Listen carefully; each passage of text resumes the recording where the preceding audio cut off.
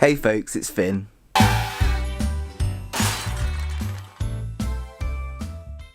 I am just popping in to do a bit of a mental health catch-up, just to let you all know where I am, because lots of people have been messaging to say that they're very concerned about me, and I'm so grateful for your concern. You know, I'm really am, but at the same time I don't want to worry you. I'm not okay, but I will be. I always share very honestly about what's going on, but I think probably what's happening at the moment is that usually I'll share about what's going on after the event has happened, whereas at the moment I'm sharing in a very raw way what's going on in the moment. And I think lots of people have seen me like that before and are worrying about it, but please don't. With the combination of everybody on here messaging me and all my friends around me dropping in on me, I'm being very well supported, and I'm not going to do anything daft. I've got 6 years of recovery from drugs and drink and mental health stuff, and I'm not going to throw that away, but I am going to talk honestly about how much it's hounding me at the moment. You know, the pull to do something stupid is there, because this is a really low period, and it sounds like a long time, 6 years clean, sober and all of that, but actually it's still really only early days. And so when a huge, extremely stressful event, or as it is at the moment, combination of events happen, one's brain does revert to all that sort of stuff. You know, I just have that kind of brain, and if I work hard on a daily basis, I can keep those kind of thoughts out of my head.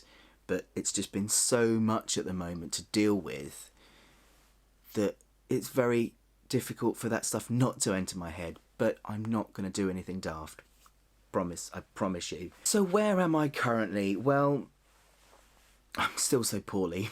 really am. I do have some news regarding lower surgery and what's going on, but I'm waiting for some final details before I upload that. Regarding Blake, I've had a really big blow with that. His family have decided that his funeral is to be family only. So I can't attend, and I'm absolutely gutted. It's really hard because I still don't know the reason as to why he died. We might not get a definitive answer as to why he died, and so the lack of closure is feeling really difficult. I don't feel like I can come out of this limbo land with how I feel at the moment, because I just don't know, God forbid, was it suicide or was it just some tragic health issue that we didn't know about? I don't know, and so my brain wants to speculate, and that's not healthy. If there isn't a conclusive answer, I'm just going to have to deal with it as best I can, but I don't really know how to do that at the moment, and I'm just hoping it will make sense in my head at some point.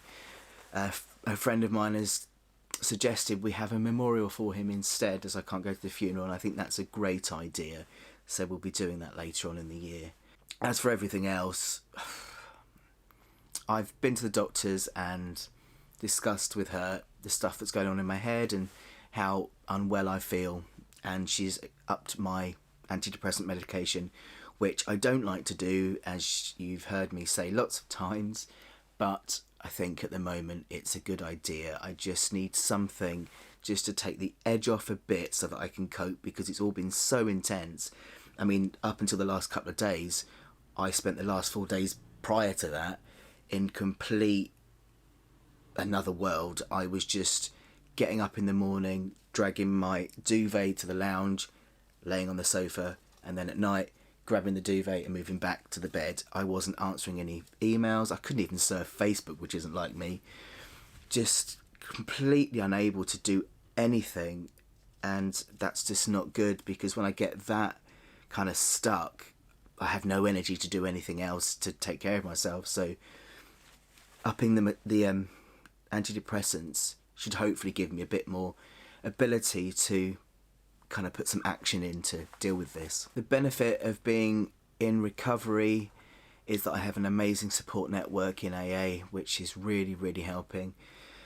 And also the fact that I've worked hard on this last 6 years means that I've got lots of evidence that this stuff just does pass. You know, I've been through a lot in 6 years, that things that have felt really tough at the time, like they would never ever pass, and they did. And I've got the knowledge of that, which helps me to trust right now that how I'm feeling will pass. Things will get easier. I think as this bladder issue is sorted out and I can sleep, that'll be so much easier. And every day, you know, in dealing with Blake, that will get easier, and it's just a case of waiting for it to pass, which doesn't feel easy, of course, but there is no other option. This is life. It's life on life's terms.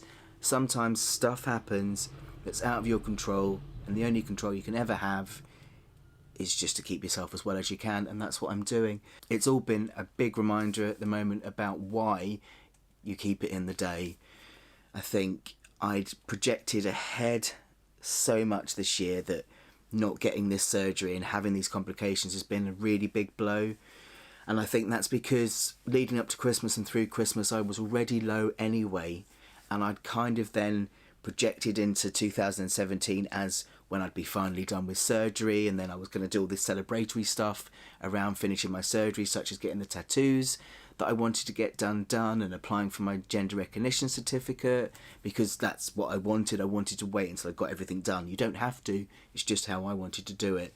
And then of course I had Blake coming over here to visit, and then me and Blake were going to go to Glastonbury Festival together, and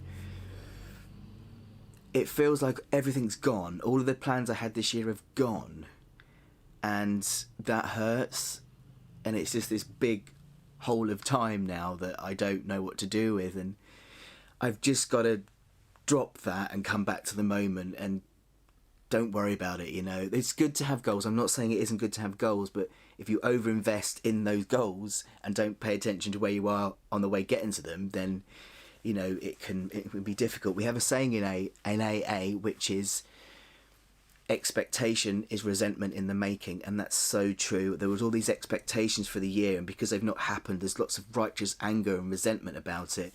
You know, last year with me and my partner splitting up, Glastonbury was kind of tainted because of that, because it was just before Glastonbury, and so this year with my best friend at Glastonbury was going to be amazing, and now it's Glastonbury's been taken away again or tainted again, and I'm angry about that. I'm angry about a lot, I'm resentful about a lot, and these are not helpful emotions really. So I am going to start kind of thinking of like little goals to keep me going, but the main focus at the moment has to be just on today, doing the best I can today, because if I focus on today then I don't get so overwhelmed about everything else, because I'm stressing about the fact that I've got exams coming up and I can't study. I look at my textbook and it doesn't happen, and it's all quite tough,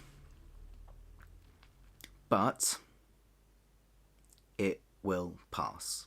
It will pass. I know it will. One day at a time. So yeah, it's another jolly catch up from me. I just want to keep you up to speed with where I am. At the moment, I just have to remind myself to be gentle with myself, just to do the best I can.